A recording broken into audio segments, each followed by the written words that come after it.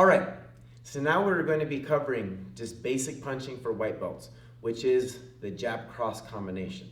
Now this jab cross combination is a fundamental building block for all other punching. Now starting off with this, we need to make sure that we have a good stance. So first and foremost, we want to make sure that our length and distance, our length and width are correct. So with the length, when I drop this knee right here, you can see from the back of my foot all the way up my shin to the front of my knee should line up with this right here, roundabout to the back of my heel. This gives me the correct length. Now, if I have this correct length right here, I have power and I have agility. I have the ability to be able to move and I have the ability to be able to launch power. Now, if I go longer, you'll see a lot of traditionalists where they go really, really long. They lose a lot of their mobility and they don't have the ability to really throw with power, and vice versa. We go really, really narrow like this, we get our legs taken out from underneath us. So the idea is a happy medium. So right here, you can see that position. Now the next thing is, I don't want to be too narrow, so I want to be shoulder width apart. So once I get here, and I have that length, I have that width, I bring that stance up, bend those knees, get the back heel up off the ground, then I turn my shoulders at a 45-degree angle. And you'll see my knees will turn just slightly, this front foot will turn in. Sometimes you'll see me turn it out. That's protecting against kicks. But for the most part, we'll start it off right here. This is our basic stance. I'll show you from the side. Same thing, see the knees are up. Now, the hands are up at least at the cheekbones here, okay? So you'll see I keep one hand out. But if you're a beginner, you can start them off and just touch your cheekbones. And you'll see a lot of people keep that one hand out. This is what's called a Nacho Bernstein style right here. And it just allows this jab to pop out quick and allows you to intercept that cross just a little bit faster. Now, with this, you want to make sure they're at least cheekbones high. You don't want to bring them down low right here. People think their hands are up and they're not, okay? The other thing is, I don't want to bring my hands together. When I bring my hands together like I'm praying right here, then what happens is we end up doing this or this, which is a drumming effect.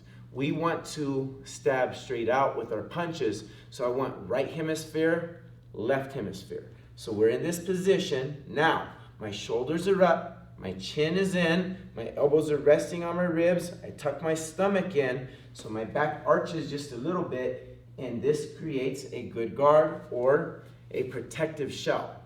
Because people will be punching you back, it's not just about punching, it's about the stance you punch from. Now that we have that, from this position, I'm going to take my first hand, which is my jab, and I'm going to treat myself like a marionette. What that means is, just those little puppets with the strings. I'm going to do the same thing with my hand. I'm going to pretend that my hand has a string connected to the heel of my front foot. So my left hand has a string to the left heel. My right hand has a string connected to the right heel. Now when I punch with this jab, number one, I want to point and come straight out. Now when I do this, it allows me to stab straight out and have a kinetic chain. Now when I'm pointing with this index knuckle, it keeps a kinetic chain from my index knuckle down the line of the forearm. When I overturn my arm this way, it changes the kinetic chain from the index knuckle to the pinky knuckle and the ring finger knuckle down the forearm here, and that is going to end up breaking your knuckles. Okay, so when I'm doing this, it's one. Now notice that my elbow didn't lift up and come out. It stays down, down, down, down, twist. Now notice I'm not over twisting. Now as I punch, I want to roll this heel up, which rolls my knee, which rolls my hip, which rolls my shoulder. So when I do this, my shoulder is nice and high, my chin is tucked in, so you can see this guard from this position right here. I'm keeping my chin protected because I don't want to get myself knocked out. Now the next punch from here, I'm going to transition. So this is a piston motion. One punches out, one retracts. So then I go to this position. And notice, same thing, my elbow didn't lift up, it stayed down and then punched. And it's just like I'm pointing, same thing.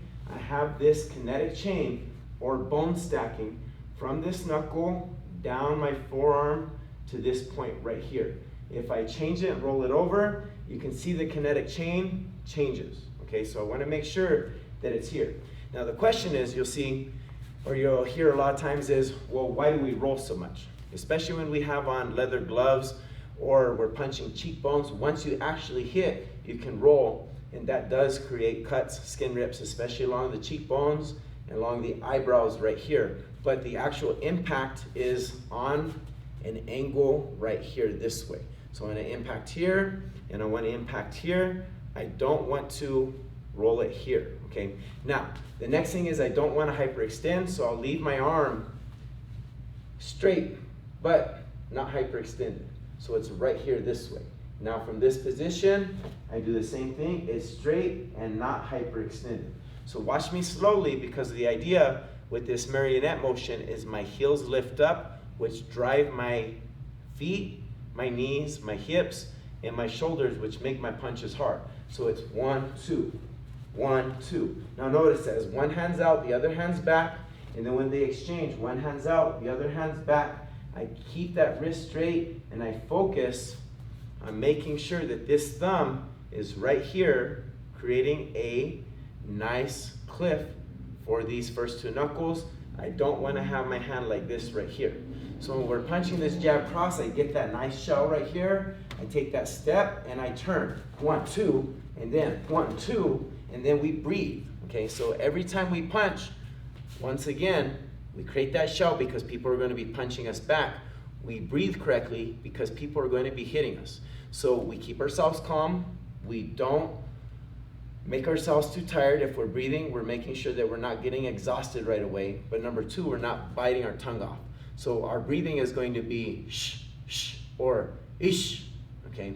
Those two sounds right there will keep the tongue at the roof of your mouth instead of all over the place. So you don't want to have your mouth open.